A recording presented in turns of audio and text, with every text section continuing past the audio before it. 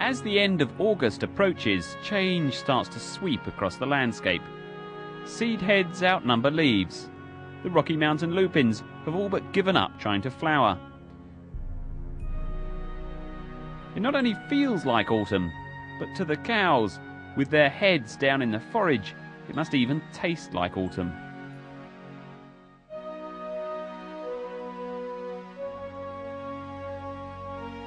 Whenever you spot a group of cows on the move, they are nearly always heading in the same direction, towards home. Most evenings, Lewis heads off on the four-wheeler.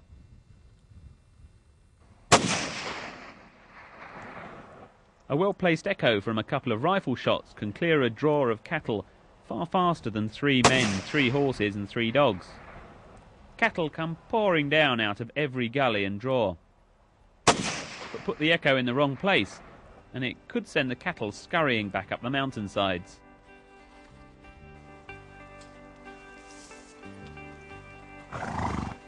There's just one job left, the best of the year, a 3-day pack trip right around the perimeter of the land lease to make sure that all the cows are out.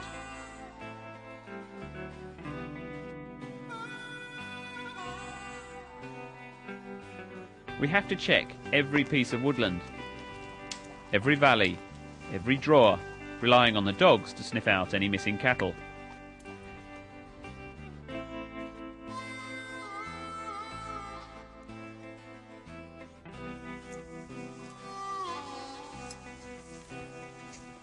Government inspectors will have ridden these same trails, making sure that the pitchfork herd has left enough forage to see the local elk, antelope and moose through the long winter.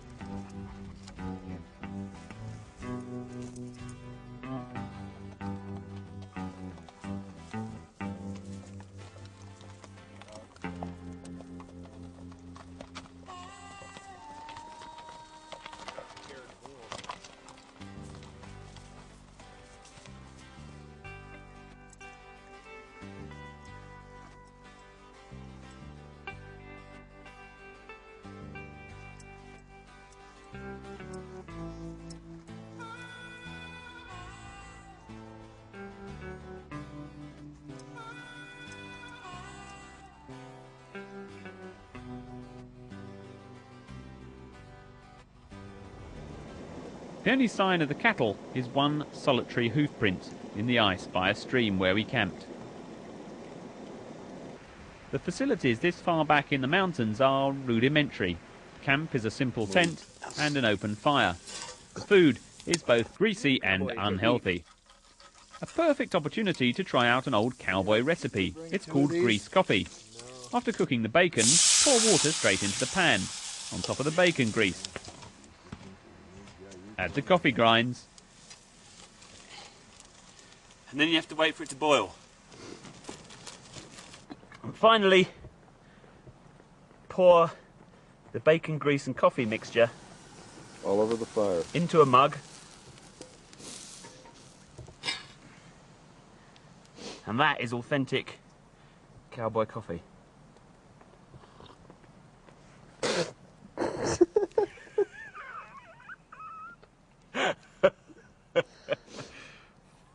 Fiddlesticks. Man. I don't want any of that garbage. Come on. It's too hot for Just me try to drink. a bit. No, I'm going to drink this. That looks nasty. Come on, Luigi.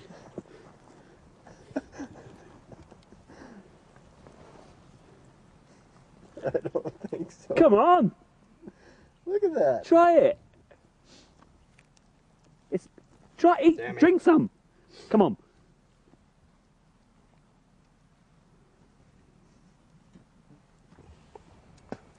It's too hot.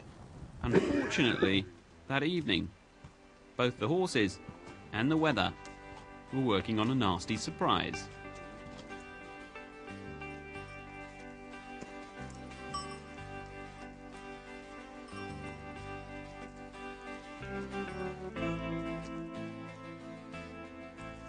The last morning, cold enough to frost the whiskey bottles, daylight reveals an empty hitch rail. Not a nice thing to see when you're 50 miles from the nearest road.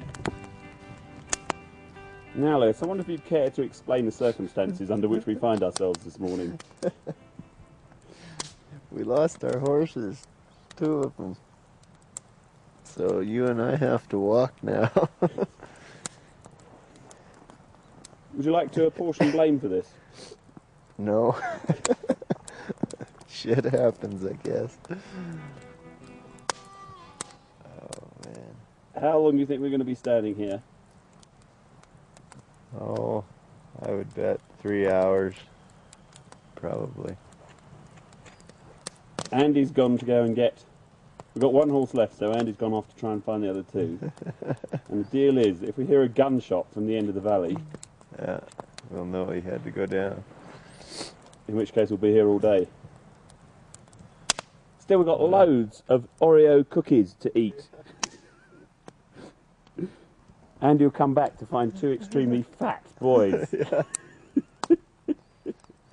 Those are the only faithful critters we've got now.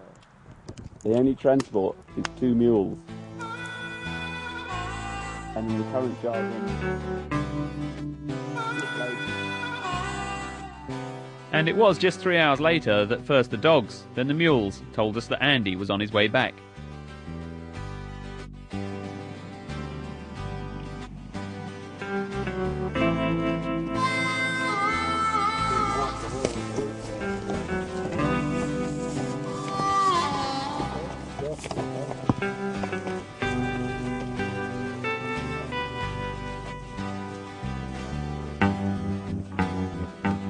Time for just one more fry-up, while the weather steadily deteriorated, until by the time we came to pack, it was starting to get really horrible. Time for us to head home.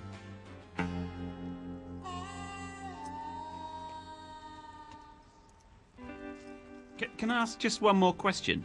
What do they smell like when they come home? Like cows and horses. Nature. They smell like nature. They smelled better this year. Why? Because they had a shower. That's the first year they've had a shower up on the mountain. They usually come home at the end of the week and They smell nice.